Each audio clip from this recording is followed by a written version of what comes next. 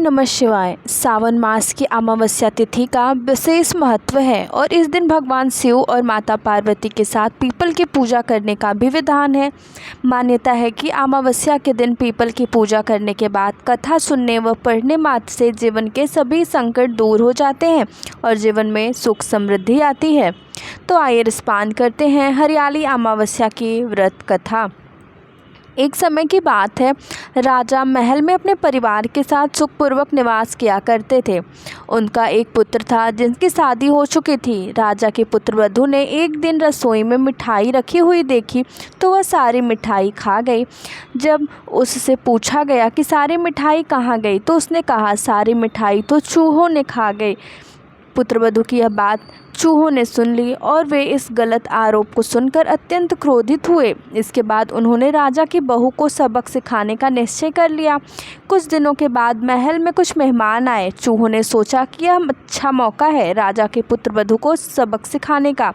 बदला लेने के लिए चूहों ने बहू की साड़ी चुराई और उसे जाकर अतिथि के कमरे में रख दी। जब सुबह सेवकों और अन्य लोगों ने उस साड़ी को वहां पर देखा तो लोग राजा की बहू के चरित्र के बारे में बात करने लगे। यह बात जंगल में आग की तरह पूरे गांव में फैल गई। जब यह बात राजा के कानों तक पहुंची तो उसने अपनी पुत्रवधू के चरित्र पर शक करते हुए उसे महल से निकाल दिया।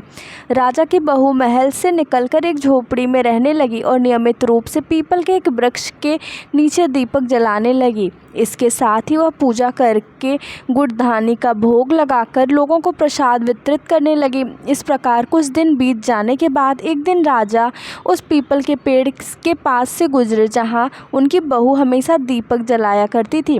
इस दौरान उनका ध्यान उस पेड़ के आसपास जगमगाती रोशनी पर गया। राजा इसे देखकर चकित रह गए।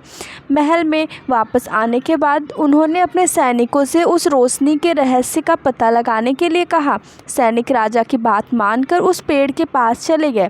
वहां पर उन्होंने देखा कि दीपक आपस में बात कर रहे थे। सभी दीपक अपनी अपनी कहानी बता रहे थे। तभी एक दीपक बोला, मैं राजा के महल से हूँ। महल से निकाले जाने के बाद राजा की पुत्रवधू रोज मेरी पूजा करती हैं और मुझे प्रज्वलित करती हैं। सभी अन्य दीपकों ने उससे पूछा कि राजा की बहू को महल से क्यों निकाला गया तो उसने बताया कि एक दिन उसने मिठाई खाकर चूहों पर झूठा नाम लगा दिया। इस पर चूहे नाराज हो गए और राजा की बहू से बदला लेने के लिए उसकी साड़ी अतिथि के कमरे में रखाई। यह सब देखकर राजा ने उन्हें महल से निकाल दिया। यह सब सुनकर सैनिक भी हैरान रह गए और महल वापस आकर उन्होंने राजा को पूरी कहानी सुनाई। यह सुनकर राजा को अपनी गलती का एहसास हुआ और उसने अपनी पुत्रवधू को महल में वापस बुला लिया। इस प्रकार पीपल के पेड़ की नियमित पूजा करने का फल राजा की बहू को मिला और वह अपना जीवन आराम से व्यतीत करने लगी। बोलो भगवान भोलेनाथ की जय। जय माता पार्वती।